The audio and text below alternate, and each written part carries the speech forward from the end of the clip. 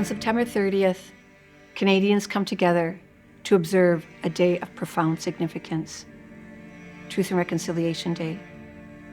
This day is also known as Orange Shirt Day, is a time for reflection, learning, and honoring the survivors of residential school, as well as those who never made it home.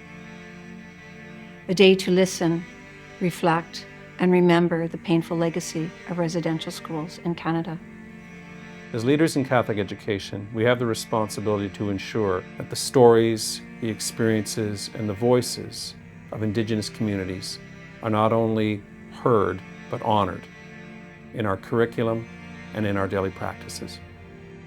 For over a century, Indigenous children in Canada were forcibly removed from their families and sent to residential schools. These institutions, often run by the government and religious organizations, aim to erase Indigenous cultures, language, and identities.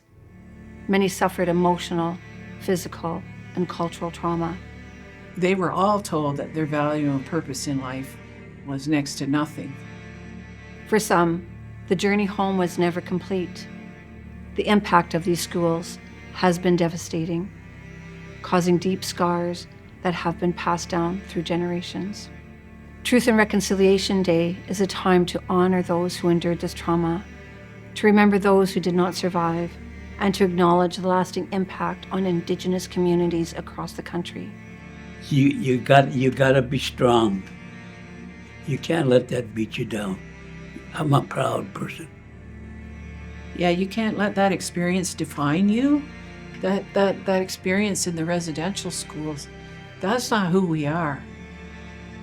The orange shirt has become a powerful symbol of this day.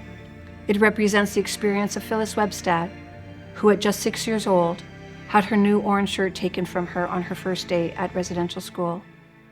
It symbolizes the stripping away of Indigenous identity, the resilience of survivors who continue to fight for their rights and their heritage. A reminder that every child matters. It stands for those who survived, those who didn't, and the resilience of Indigenous communities. The Truth and Reconciliation Day is not only about reflecting on the past, it's also about the future. It is a call to action for all Canadians to learn about the true history of this land, to listen to the voices of Indigenous people, and to commit to meaningful change. We must confront the truth of our shared history, acknowledge the harm done, and take steps toward genuine healing. Reconciliation is not a single act, but a continuous process of healing, understanding, and respect.